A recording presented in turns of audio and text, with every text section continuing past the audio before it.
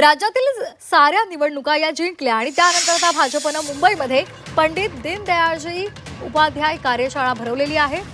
दादरमधील वसंत स्मृती इथे होणाऱ्या या कार्यशाळेचं उद्घाटन पक्षाचे प्रदेशाध्यक्ष रवींद्र चव्हाण यांच्या हस्ते होणार आहे। तसंच पक्षाचे राष्ट्रीय सहसंघटन मंत्री शिवप्रकाश हे सुद्धा या कार्यशाळेत उपस्थित राहणार आहेत। पक्षाच्या राज्यभरामधील प्रमुख नेते त्याचबरोबर मंत्री, आमदार, खासदार या कार्यशाळेला उपस्थित असतील। राज्यामधल्या ज्या निवडणुका आहेत त्यामध्ये भाजपने दमदार कामगिरी केलेली आहे आणि यश संपादन केलेलं आहे आणि त्यानंतर मुंबईमध्ये आता भाजपची ही कार्यशाळा पार पडणार आहे। रवींद्र चव्हाण यांच्या हस्ते या कार्यशाळेचं उद्घाटन होणार आहे।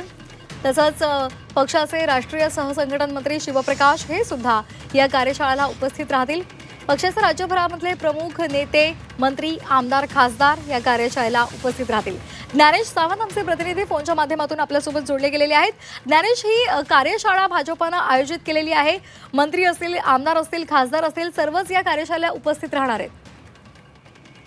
राज्यभरातल्या सर्वच निवडणुका मोठ्या ताकदीने जिंकल्यानंतर भारतीय जनता पक्षाची रणनीती पुढची काय असू शकते याचा अंदाज बांधणं आणि निवडणुकांमध्ये मिळालेल्या यशावरती समाधान व्यक्त करून एकमेकांचं कौतुक करण्याचा हा सगळा भाग म्हणून भारतीय जनता पक्षाने आज मुंबईत दादर इथल्या वसंत स्मृतीमध्ये पंडित दीनदयाळ उपाध्याय कार्यशाळेचं आयोजन केलेलं आहे आणि या सगळ्या व्यवस्थेमध्ये रवींद्र चव्हाण हे यांचा पुढाकार आहे आणि राज्यातले सर्व प्रमुख नेते, मंत्री, आमदार, खासदार आणि केंद्रातले काही पक्षाचे नेते या कार्यशाळेला उपस्थित आहेत आणि आता पुढच्या काही तासांमध्ये या कार्यशाळेमध्ये वेगवेगळ्या पक्षाच्या रणनीतीवरती चर्चा होईल। पुढचा अजेंडा काय आहे यावरती असेल।